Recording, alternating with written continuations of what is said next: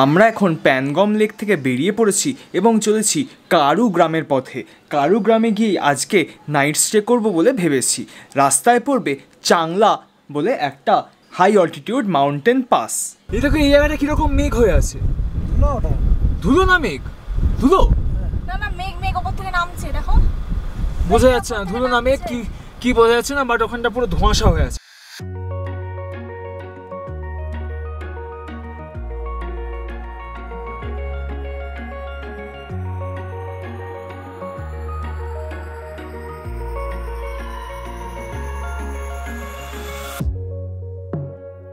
আমরা তো ভেবেছিলাম দুর্বুক বা টাংসে স্টে করবো, বাট এখানে পৌঁছে শুনলাম যে রাস্তা মোটামুটি ক্লিয়ার করেছে আর মানে সারিয়েছে একটুখানি। তার জন্য আমরা বেরিয়ে পড়েছি, কারণ বাই চান্স যদি আবার বৃষ্টি হয় আর রাস্তা ভেঙে যায় তাহলে খুব গন্ডগোল হয়ে যাবে।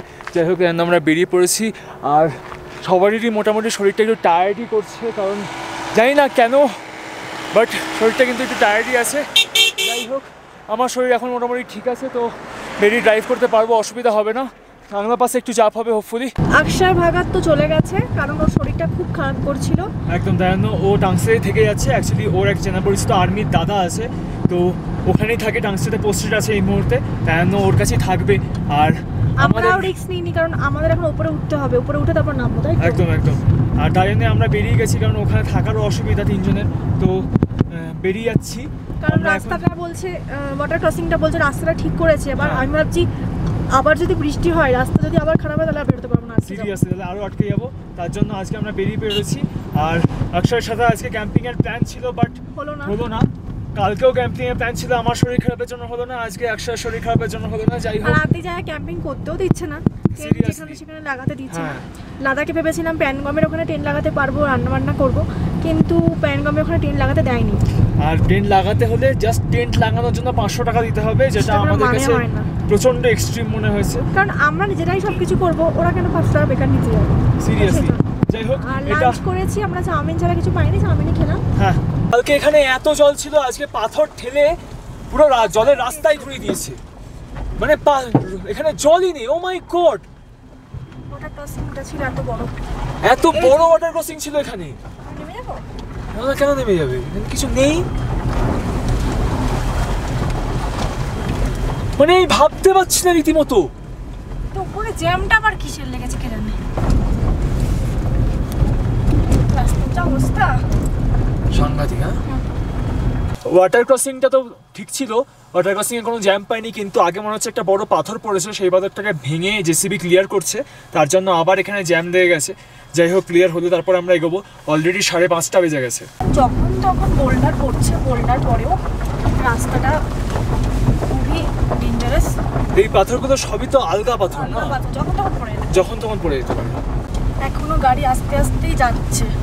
ওই দেখো সামনে জেসিবি কাজ করছিল, মানে বড় পাথরে পড়েছে, অনেকক্ষণ দাঁড়িয়ে সব গাড়িগুলো। হ্যাঁ, অনেকক্ষণ দাঁড়িয়ে ছিল না, ভালো বড় পাথর পড়েছিল নিশ্চয়ই। এখানটা একটু উঁচু আছে, দেখো কর্নারটা।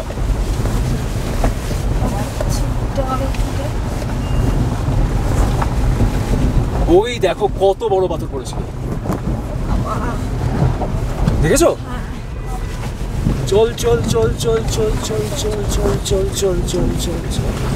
রাস্তাটা একবার দেখো কি অবস্থা, কিছু নেই রাস্তায়, কাদা বালি জল পাথর নুড়ি সব আছে নাকি? সব আছে, রাস্তা নেই। এইগুলো কিভাবে যাচ্ছে দেখো, আমাদেরকে ওইভাবেই যেতে হচ্ছে। এখনো পাসই ক্রস করলাম না। সিরিয়াসলি এই জ্যামের মধ্যে ফেসে ঠান্ডা লাগছে, সর্দি হচ্ছে, আর ভালো লাগছে না। আর প্রচুর হাইট না, প্রচুর হাইট। ক্রস মানে পাসটা ক্রস করে গেলে তাও শান্তি। আমরা পৌঁছে গেছি জাংলা পাস। হ্যাঁ, অ্যাট লাস্ট।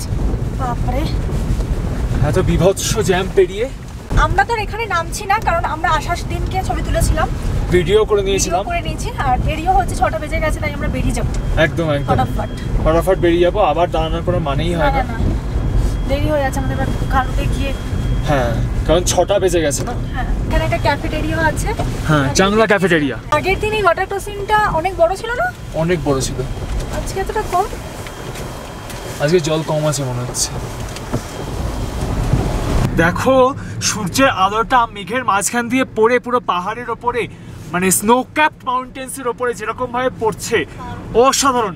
ক্যামেরা কতটা জাস্টিস করতে পারছে আমি জানি না, বাট চোখের যে দেখা সেটা মানে মন প্রাণ পুরো ভরে গেল সিরিয়াসলি। সূর্যের আলোটা পড়ছে দেখো, সূর্যের আলো পড়ছে, সামনে গাড়ি যাচ্ছে তার জন্য ধুলো উঠছে, আর রাস্তায় প্রায় কিছু দেখা যাচ্ছে না। হ্যাঁ সূর্যের আলোর জন্য দেখো কি অবস্থা। ক্যামেরা তো সেরকম মনে হয় দেখা যাচ্ছে না, আমরাও কিন্তু কিচ্ছু দেখতে পাচ্ছি না। পুরো সামনের গাড়ির দেখো লাল দুখানে আলো দেখা যাচ্ছে, ওই দেখে দেখে আমরা চলছি। হ্যাঁ হ্যাঁ প্রচুর মানে ধুলো উঠছে। এট লাস্ট আমরা পিচ রাস্তায় নেমে গেছি। হ্যাঁ এট লাস্ট আমরা একটু ভালো রাস্তা পেয়েছি। 7টা অলরেডি বেজে গেছে, আরো 20 কিলোমিটার বাকি আছে কারোর জন্য। হ্যাঁ এখানেই ছিলাম আগের বারে, মানে একদম দারুণ সেই হোমস্টেটাতে। ওই ভিডিওতে না দেখে থাকো, হোমস্টেতে থাকার আর খাওয়ার যে এক্সপিরিয়েন্সটা ছিল অসাধারণ ছিল। ভিডিওটা না দেখে থাকলে দেখে নিও, তোমাদের ফাটাফাটি লাগবে। আর যাই হোক একদম একদম কিচেনটা, খাবার দাবার গুলো সবকিছু আমরা দেখেছিলাম ব্যাপকভাবে, পুরো একদম মানে প্রপার যে লাদাখি কিচেন আর যেরকম খাবার সেগুলো সবকিছু ছিল।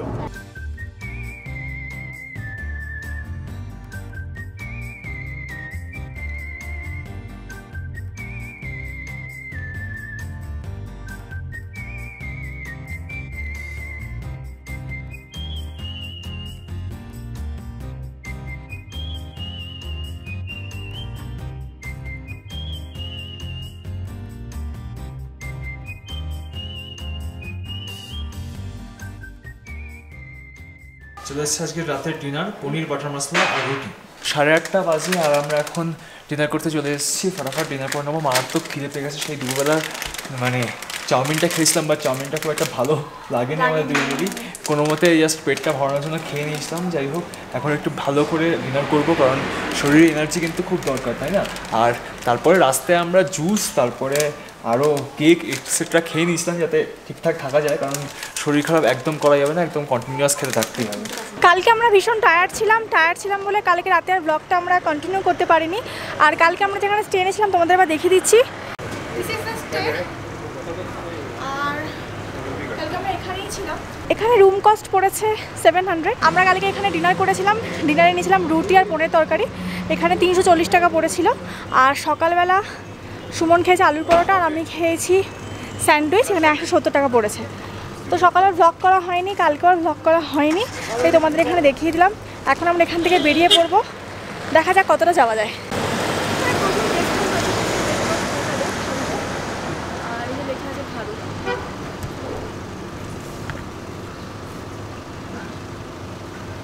সুমন গেছে জল ভরতে, জলটা নিয়ে আসলে তারপর আমরা এখান থেকে বেরিয়ে পড়বো। শরীরটা একটু টায়ার্ড আছে, তার জন্য এই প্রথম আমরা একটা এনার্জি ড্রিঙ্ক ট্রাই করছি, ফার্স্ট টাইম।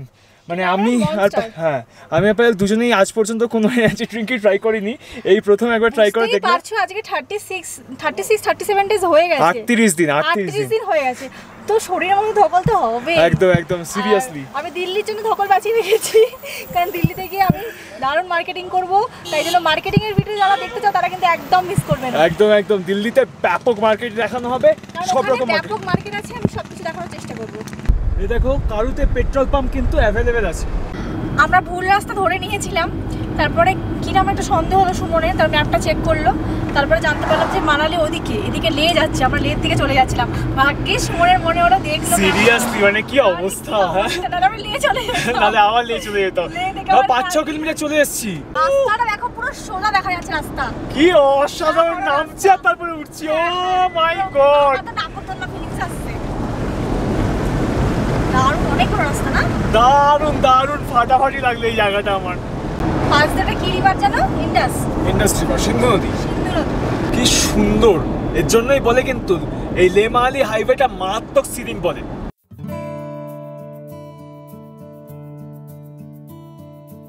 উপসি ভিলেজ, লে মানালি হাইওয়ের একটা খুব সুন্দর ছোট্ট গ্রাম উপসি ভিলেজ। এখানে হোমস্টে এবং থাকার জায়গা দুটোই পেয়ে যাবে। এটা হচ্ছে চেকপোস্ট, ওখানে এখন সুমন কথা বলছে, তারপর আমরা আগের দিকে যাব।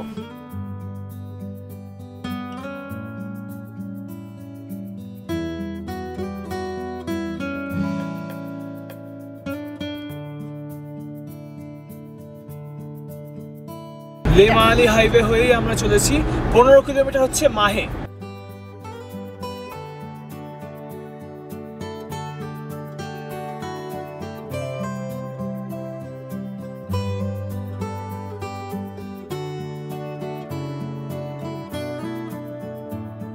ওয়েলকাম টু ভিলেজ মিরু, ছোট্ট একটা গ্রাম।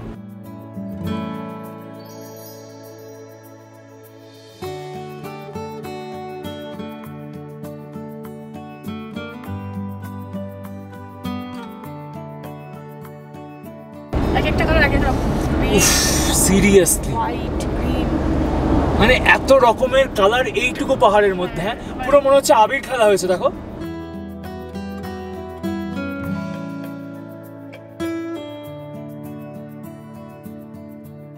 এই লাটো চলে এসেছি, ছোট্ট একটা গ্রাম। দেখো এখানে গেস্ট হাউস আছে, লাটো গেস্ট হাউস, ক্যাম্পও করা যাবে, ক্যাম্পিং সাইট আছে। ব্যাস গ্রামটা শেষ হয়ে গেল, ওইটুকুই। হ্যাঁ ওইটুকুই। এদিকে পাহাড়, ওই দেখো ক্যাম্পিং সাইট। ও কি দারুণ ক্যাম্পিং সাইটটা, কি সুন্দর জায়গা। ওই দেখো ক্যাম্প করে রেখেছে, ওই দেখো ক্যাম্পটা তোমাদের দেখাবো। হ্যাঁ আমরা টেন্ট করে রেখেছি একদম নদীর ধারে, একদম নদীর ধারে। এই দেখো ব্লু কালারের টেন্ট। আহা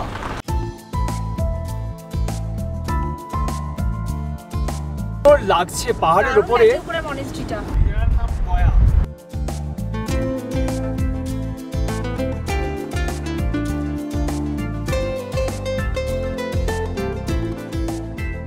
দেখো এই ভিলেজটার নাম সাসমা।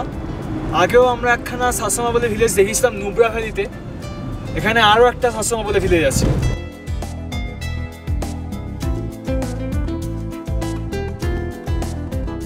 Room stay 14,000 feet height. হ্যাঁ আমরা হাইট বুঝতেই পারছি না। দেখো হোমস্টে আছে, রেস্টুরেন্ট আছে, তো খাওয়ার থেকে থাকার সব জায়গায় পেয়ে যাবে।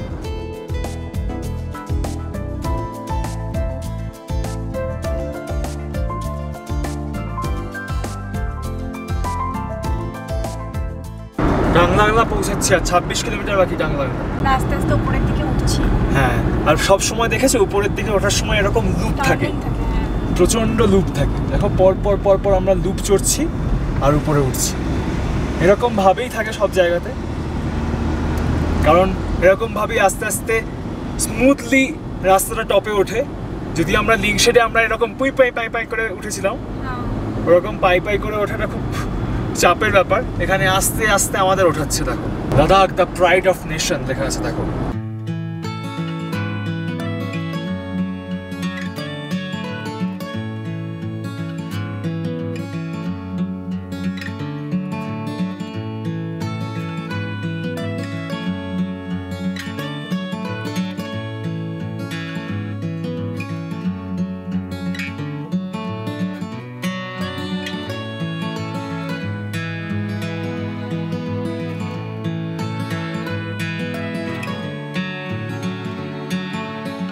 এট লাস্ট রাস্তার পাশে ভালো বরফ পেয়েছি।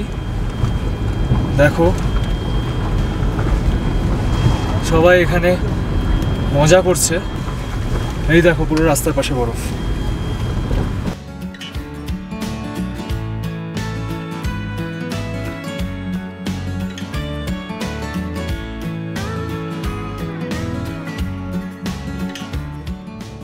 অ্যাট লাস্ট আমরা পৌঁছে গেছি টাংলাংলা pass, 17,582 feet height.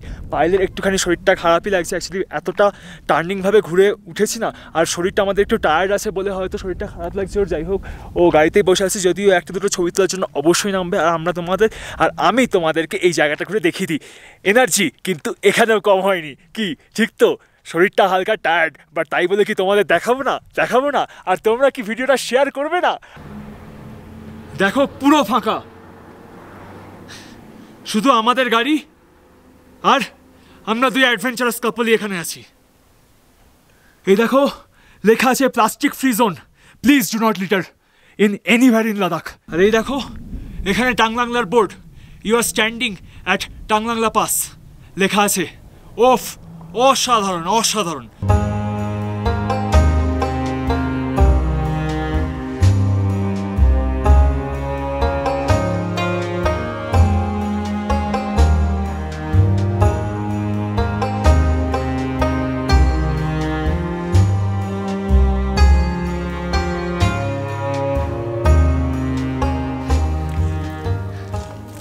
And these are the heroes of our country who are working here at this height.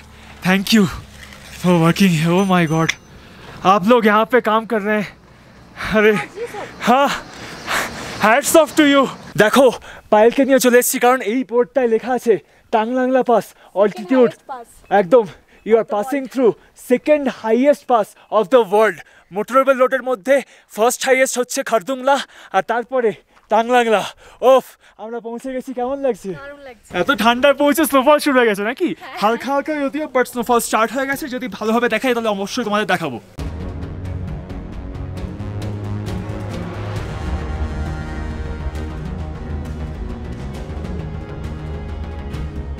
আমরা যেন ভালোভাবে বেরিয়ে যেতে পারি, এটাই আমি ঠাকুরকে রাখছি.